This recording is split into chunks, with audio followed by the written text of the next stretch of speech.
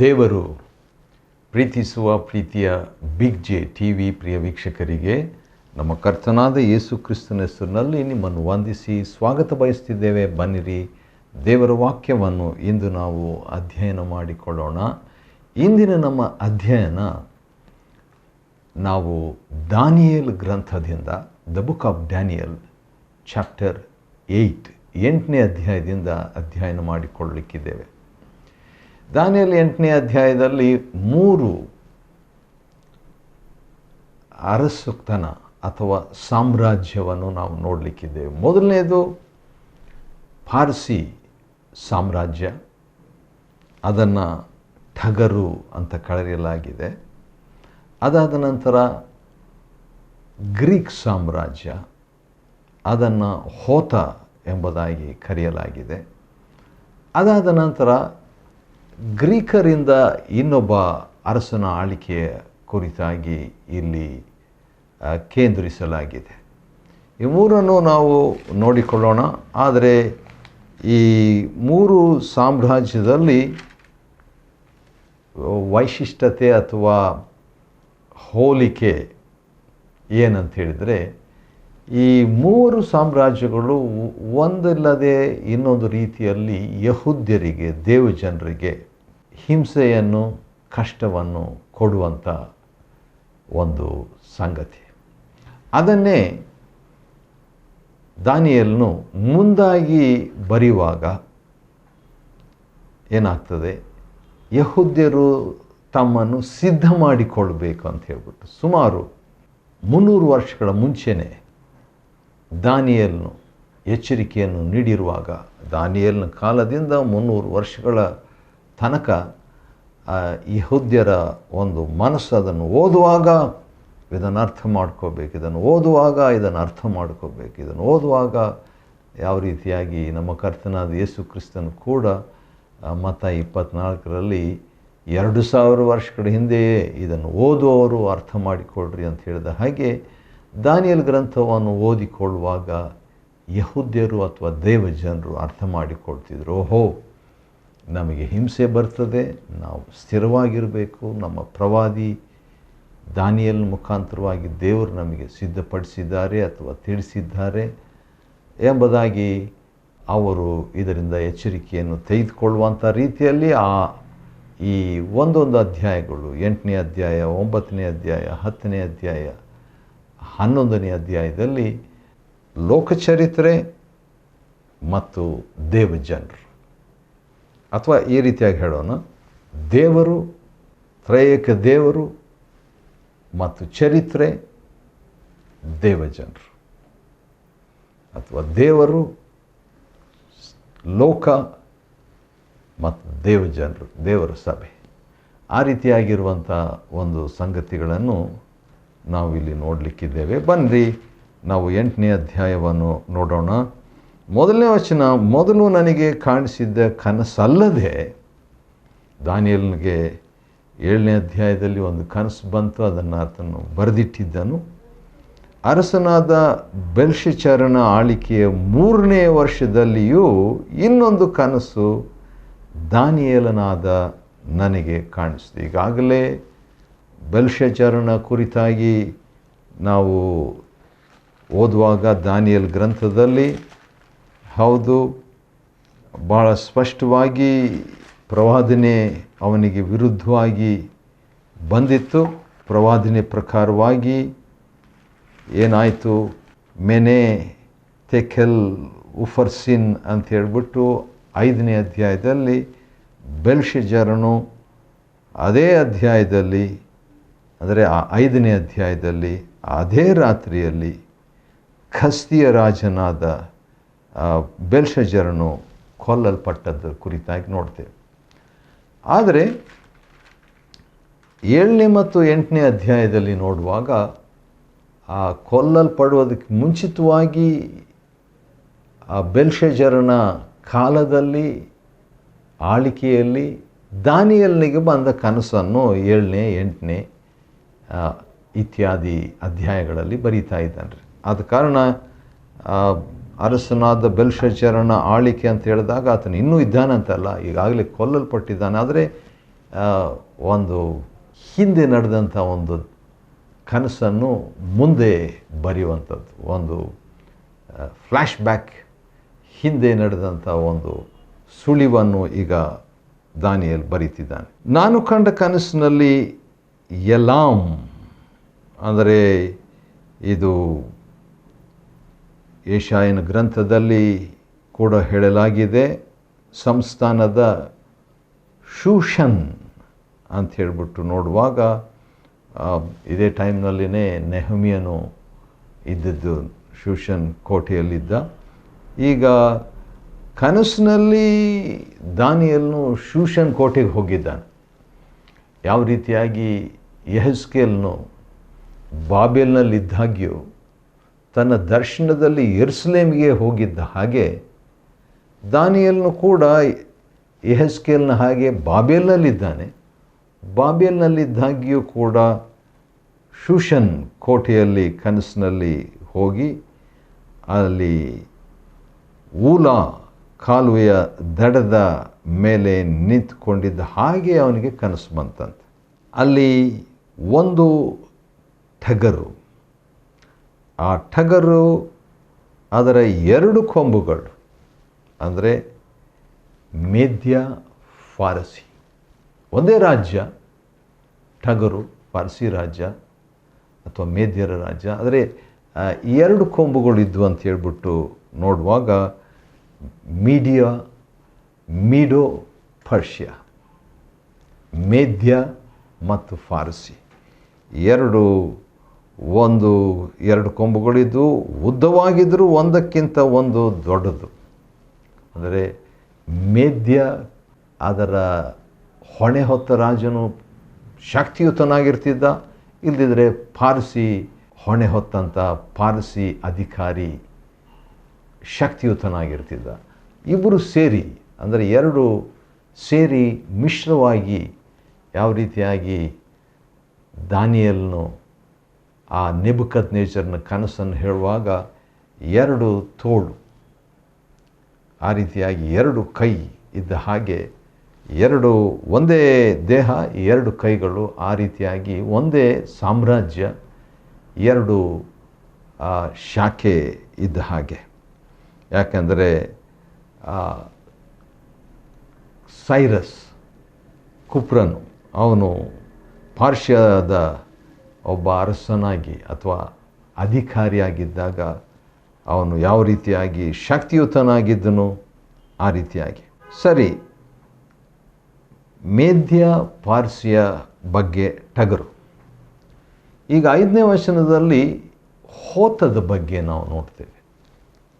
ಈ ಮೇದ್ಯ ಪಾರ್ಸಿಯರು, ಮಿಡೋ ಪರ್ಷಿಯನ್ಸು, ಈ ಸಾಮ್ರಾಜ್ಯ, ಅವರ ಸಮಸ್ಯೆ ಏನಾಗಿತ್ತು? ಹೆಚ್ಚಿಸಿಕೊಳ್ಳುವಂಥ ಸಮಸ್ಯೆ. 4ನೇ ವಚನದಲ್ಲಿ, 8ನೇ ಅಧ್ಯಾಯ 4ನೇ ವಚನ, ಯಾವುದೇ ಸಾಮ್ರಾಜ್ಯ ಇದ್ದರೂ ಅದರಲ್ಲಿ ಒಂದು ಅವರ ಪ್ರಭಾವ, ಮಹಿಮೆ, ಶಕ್ತಿ, ಸೈನ್ಯ ಇವೆಲ್ಲ ದೊಡ್ಡದೇ ಆಗಿದ್ದರೂ ಕೂಡ ಗರ್ವ, ಕೊಚ್ಚಿಕೊಳ್ಳೋದು, ಉಬ್ಬಿಕೊಳ್ಳೋದು, ಆ ಉಬ್ಬಿನಿಂದಲೇ ಅವರು ದೊಬ್ಬಿದವರಾದರು, ಅದರಿಂದಲೇ ಅವರು ಬಿದ್ದು ಹೋದರು ಒಂದೊಂದು. ಈಗ ಇನ್ನೊಂದು ಸಾಮ್ರಾಜ್ಯ ಅದೇನಂತ ಹೇಳಿದರೆ 5ನೇ ವಚನದಲ್ಲಿ, ಒಂದು ಹೋತವು ಪಡುವಲಿಂದ ಭೂಮಂಡಲವೆಲ್ಲ ದಾಟಿಕೊಂಡು ನೆಲವನ್ನು ಸೋಕದೆ ಓಡಿ ಬಂತು. ಯಾರಿದು? ಅಲೆಕ್ಸಾಂಡರ್, ಗ್ರೀಕ್ ಸಾಮ್ರಾಜ್ಯ. ಗ್ರೀಕ್ ಸಾಮ್ರಾಜ್ಯ ಅಂತ ಹೇಳುವಾಗ ಅಲೆಕ್ಸಾಂಡರ್ನು ಸುಮಾರು 6 ಲಕ್ಷ ಜನರನ್ನು ಸಂಹಾರ ಮಾಡಿದಷ್ಟು ಶಕ್ತಿಯುತನಾಗಿದ್ದ. ಅದಾದ ನಂತರ ನೋಡುವಾಗ ಅದರ 2 ಕೊಂಬುಗಳನ್ನು ಮುರಿದು ಬಿಟ್ಟಿತು. ಅಂದರೆ ಮೇದ್ಯ ಮತ್ತು ಪಾರ್ಸಿ ಸಾಮ್ರಾಜ್ಯವನ್ನು ಕೆಡವಿ ಹಾಕಿದ ಅಲೆಕ್ಸಾಂಡರ್. ಅದಕ್ಕೆ ಎದುರು ಬೀಳಲು ಟಗರಿಗೆ ಏನೂ ಶಕ್ತಿ ಇರಲಿಲ್ಲ ಅಂತೆ. ಹೌದು, ಆ ರೀತಿಯಾಗಿ ಅಷ್ಟು ಶಕ್ತಿಯುತ. ಆದರೂ ಕೂಡ ಏನಾಯಿತು? 8ನೇ ವಚನದಲ್ಲಿ ನೋಡುವಾಗ ಆ ಹೋತವು, ಅಂದರೆ ಗ್ರೀಕ್ ಸಾಮ್ರಾಜ್ಯ ತನ್ನನ್ನು ಬಹಳವಾಗಿ ಹೆಚ್ಚಿಸಿಕೊಂಡಿತು. ನೋಡ್ರಿ, ಮತ್ತೆ ಅದೇ ಸಮಸ್ಯೆ. ಪ್ರತಿ ಸಾಮ್ರಾಜ್ಯಗಳಲ್ಲಿ ಒಂದು ಸಂಗತಿ ಏನಂದರೆ ಗರ್ವ ಗರ್ವ ಗರ್ವ ಗರ್ವ ಪಡುವಾಗ ಸಂಭವಿಸುವಂಥದ್ದು ಏನಂತ ಹೇಳಿದರೆ, ಪರಲೋಕದ ದೇವರು ಮನುಷ್ಯರ ನಡುವೆ ರಾಜನಾಗಿ ಆಳಿ ಇನ್ಫ್ಲೂಯೆನ್ಸ್ ಮಾಡಿ ಪ್ರಭಾವಿಸಿ ತನಗೆ ಬೇಕಾದಂಥ ಅರಸನಿಗೆ ಮುಂದಿನ ರಾಜ್ಯವನ್ನು ಒಪ್ಪಿಸಿಕೊಡುವಂಥದ್ದನ್ನು ನೋಡ್ತೇವೆ. ಸರಿ, ಅದೇ ಪಾಠ ದಾನಿಯೇಲ್ ಗ್ರಂಥದಲ್ಲಿ ಮತ್ತೆ ಮತ್ತೆ ನೋಡ್ತೇವೆ. ಈ ಅಲೆಕ್ಸಾಂಡರ್ ಸುಮಾರು 20 ವಯಸ್ಸು ಇರುವಾಗ ಅವನು ಆಳಿಕೆಯನ್ನು ಮಾಡಿ 26 ವಯಸ್ಸು ಒಳಗೆ ಬಹಳಷ್ಟು ಸಾಮ್ರಾಜ್ಯ ಅಥವಾ ಬಹಳಷ್ಟು ಗೆಲುವನ್ನು ಸಾಧಿಸಿದನು. ಡಾರಿಯಾವೇಶನ ಅವನನ್ನು ಕೂಡ ಸೋಲಿಸಿ ಬಹಳಷ್ಟು ಸ್ವಾಧೀನ ಮಾಡಿಕೊಂಡದರ ಬಗ್ಗೆ ಇಲ್ಲಿ ಹೇಳಲಾಗಿದೆ. ಅವನಿಗೆ 4 ಅದ್ಭುತವಾದ ಕೊಂಬುಗಳು ಅಂತ 8ನೇ ವಚನದಲ್ಲಿ ಹೇಳುವಾಗ 4 ಜನರು ಕ್ಯಾಪ್ಟನ್ಸ್, ನಾಯಕರು ಅಲೆಕ್ಸಾಂಡ್ರಿಗಿದ್ದರು. ಮತ್ತು ಆ ರೀತಿಯಾಗಿದ್ದಾಗ ನಡೆದಂಥದ್ದು ಅಧಿಪತಿಗಳು ಬಂದು ಈಗಾಗಲೇ ಯಹೂದ್ಯರಿಗೆ ತೊಂದರೆ ಕೊಟ್ಟರು. ಯಹೂದ್ಯರಿಗೆ, ದೇವಜನರಿಗೆ ಯಾವ ರೀತಿಯಾಗಿ ಅಂದರೆ ನಿತ್ಯ ಹೋಮವನ್ನು ದೇವರಿಗೆ ಸಲ್ಲದಂತೆ ದೇವರ ಪವಿತ್ರ ಸ್ಥಾನವನ್ನು ಕೆಡವಿ ಹೋಮ ಅಡಗಿಸಿ, ಹೌದು, ಈ ರೀತಿಯಾಗಿ ಅವರು ಧ್ವಂಸ ಮಾಡಿದರು. ಇದನ್ನು ಮುಂಚಿತವಾಗಿಯೇ ದಾನಿಯೇಲನು ಗೊತ್ತಾಗಲಿ, ಓದೋರು ತಿಳ್ಕೊಳ್ರಿ ಎಂಬ ಹಾಗೆ ಬರಿವಾತನಾಗಿದ್ದಾನೆ. ಮತ್ತು 2 ದೇವದೂತರ ಬಗ್ಗೆ 13ನೇ ವಚನದಲ್ಲಿ ನೋಡ್ತೀವಿ. ಒಬ್ಬ ದೇವದೂತನು ಇನ್ನೊಬ್ಬ ದೇವದೂತನ ಜೊತೆಗೆ ಮಾತನಾಡೋದನ್ನು ದಾನಿಯೇಲನು ಕನಸಿನಲ್ಲಿ ಕೇಳಿಸ್ಕೊಳ್ತಾನೆ. ನೋಡೋಣ ಬನ್ನಿರಿ ಏನು ಮಾತಾಡಿಕೊಂಡ್ರು 2 ದೇವದೂತರು. 13ನೇ ವಚನ, ದಾನಿಯೇಲ್ ಗ್ರಂಥ 8:13. ನಿತ್ಯ ಹೋಮವನ್ನು ನಿಲ್ಲಿಸುವುದು, ಭಯಂಕರವಾದ ದೇವದ್ರೋಹ ಮಾಡುವುದು, ಪವಿತ್ರಾಲಯವನ್ನು ದೇವಭಕ್ತ ಗಣವನ್ನು ತುಳಿಯುವುದು ಎಂಬ ಕನಸಿನ ಕಾರ್ಯಗಳು ಎಷ್ಟು ಕಾಲ ನಡೆಯುವವು? ಒಬ್ಬ ದೇವದೂತನ ಪ್ರಶ್ನೆ ಕೇಳ್ತಾನೆ ಇನ್ನೊಬ್ಬ ದೇವದೂತನಿಗೆ.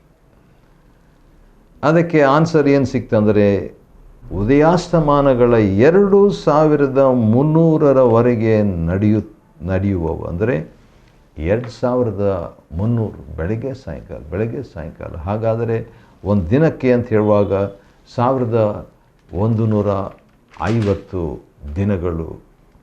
ಅನಂತರ ಆಲಯಕ್ಕೆ ಪುನಃ ನ್ಯಾಯಸ್ಥಾಪನೆ ಆಗುವುದು ಅಂತ ಹೇಳ್ತಾನೆ. ಈ ರೀತಿಯಾಗಲ್ಲ 2 ದೇವದೂತರು ಮಾತನಾಡಿಕೊಂಡಾಗ ದಾನಿಯೇಲನ ಒಂದು ಪ್ರತಿಕ್ರಿಯೆ ಏನಾಗಿತ್ತು ಅಂತ ಹೇಳ್ಬಿಟ್ಟು ನೋಡುವಾಗ ನನಗೆ ಭಾಳ ಖುಷಿ ಆಗ್ತೈತೆ, ಭಾಳ ಆಶ್ಚರ್ಯ ಆಗ್ತದೆ. ಯಾಕಂತ ಹೇಳಿದ್ರೆ 8ನೇ ಅಧ್ಯಾಯ ದಾನಿಯೇಲ್ ಗ್ರಂಥ 15ನೇ ವಚನದಲ್ಲಿ, ದಾನಿಯೇಲನಾದ ನಾನು ಕನಸನ್ನು ಕಂಡು ಅದನ್ನು ಗ್ರಹಿಸಲು ಪ್ರಯತ್ನಿಸುತ್ತಿರುವಾಗ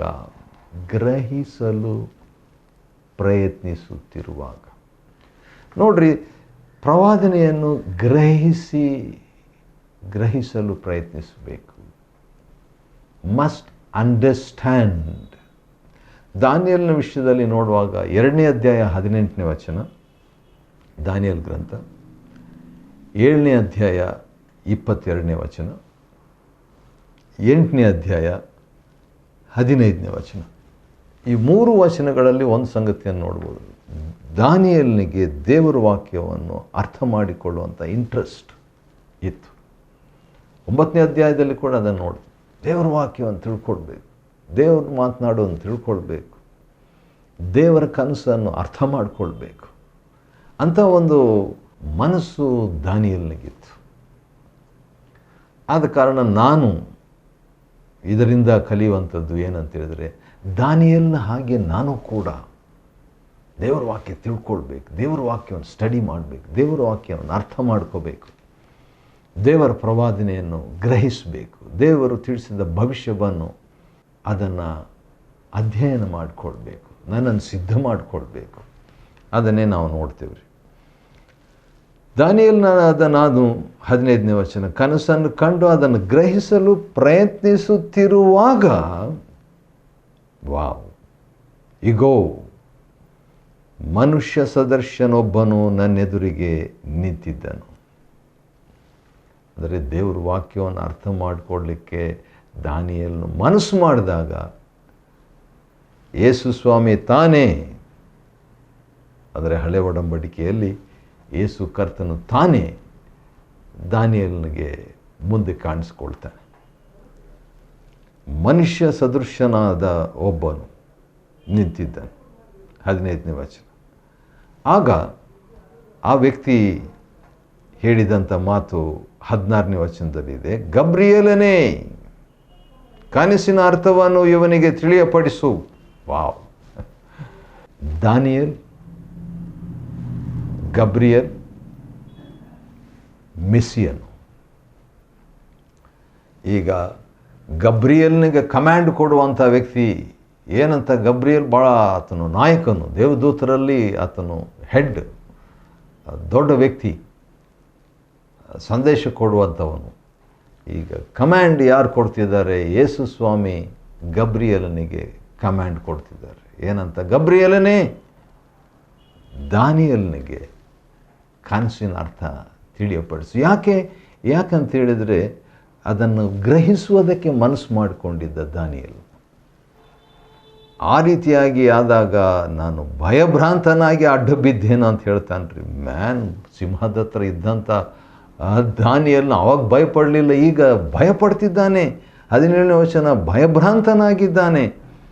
ಆನಂತರ ಮುಂದೆ ಏನಾಗ್ತದೆ ಎಂಬಂಥದ್ದು ಗಬ್ರಿಯೇಲನು ಹೇಳ್ತಾ ಇದ್ದಾನೆ. ಏನಂತ? ನರಪುತ್ರನೇ, ಇದು ನೆರವೇರುವ ಕನಸು ಮುಂದೆ ನಡೀಲಿಕ್ಕಿದೆ ಅಂತ ಹೇಳ್ಬಿಟ್ಟು ಅವನು ನನ್ನೊಡನೆ ಮಾತನಾಡ್ತಿರುವಲ್ಲಿ ನಾನು ಮೈ ಮರೆತು ಅಡಿಮೊಗವಾಗಿ ಬಿದ್ದಿದ್ದೇನು. ಗಬ್ರಿಯೇಲನು ಮಾತಾಡುವಾಗಲೇ ದಾನಿಯೇಲ್ ಬಿದ್ದೋಗ್ಬಿಟ್ಟ. ಇನ್ನು ಯೇಸು ಸ್ವಾಮಿ ಮಾತಾಡಿದರೆ, ತಂದೆ ದೇವರು ಮಾತಾಡಿದರೆ ಹೇಗಿರಬೇಕು. ಅನಂತರ 23ನೇ ವಚನದಲ್ಲಿ ಕಠಿಣ ಮುಖನು ಒಬ್ಬ ರಾಜನ ಬಗ್ಗೆ ಇಲ್ಲಿ ಹೇಳಲಾಗಿದೆ. ಅವನೇ ಆಂಟಿಯೋಕಸ್ ಎಪಿಫೆನೆಸ್ ಎಂಬಂಥ ಕಠಿಣ ವ್ಯಕ್ತಿ. ಅವನ ಬಗ್ಗೆ ಇದೊಂದು ಪ್ರವಾದನೆ. ಹೌದು, ಈ ಪ್ರವಾದನೆ 2 ರೀತಿ ಇರ್ತಾವ್ರಿ. ಒಂದು ಹತ್ತಿರ ಕಾಲಕ್ಕೆ ಸಂಬಂಧಿಸಿದ ಪ್ರವಾದನೆ ಮತ್ತು ದೂರ ಕಾಲಕ್ಕೆ ಸಂಬಂಧಿಸಿದ ಪ್ರವಾದನೆ. ಒಂದು ವೇಳೆ ನಿಂತ್ಕೊಂಡು ಒಂದು ಪರ್ವತವನ್ನು ದೂರದಿಂದ ನೋಡಿದರೆ ಪರ್ವತ ಕಾಣ್ತದೆ.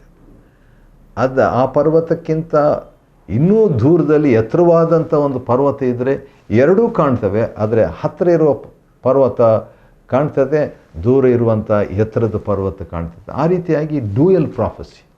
ದಾನಿಯೇಲನ ಕಾಲಕ್ಕೆ ಹತ್ತಿರದಲ್ಲಿ 200-300 ವರ್ಷಗಳ ಹತ್ತಿರಕ್ಕೆ ನೆರವೇರುವಂಥದ್ದು ಮತ್ತು 2000 ವರ್ಷಗಳ ತರುವಾಯ ಕೂಡ ಎತ್ತರ ಪರ್ವತವಾಗಿ ನಡೆಯುವಂಥ ಪ್ರವಾದನೆ. ಆಶ್ಚರ್ಯ ಅಲ್ವಾ? ಬೆಚ್ಚಿ ಕೆಲವು ದಿವಸ ಸಿಕ್ಕಾಗ್ಬಿಟ್ನಂತೆ ದಾನಿಯೇಲನು ಈ ಮಾತನ್ನು ಕೇಳಿಬಿಟ್ಟು. 8ನೇ ಅಧ್ಯಾಯ ದಾನಿಯೇಲ್ ಗ್ರಂಥವನ್ನು ಅಧ್ಯಯನ ಮಾಡಿಕೊಳ್ಳುವಂತೆ ದೇವರು ಕೊಟ್ಟ ಕೃಪೆಗಾಗಿ ಆತನಿಗೆ ಸ್ತೋತ್ರವಾಗಲಿ. ದೇವರು ನಿಮ್ಮನ್ನು ಆಶೀರ್ವದಿಸಲಿ.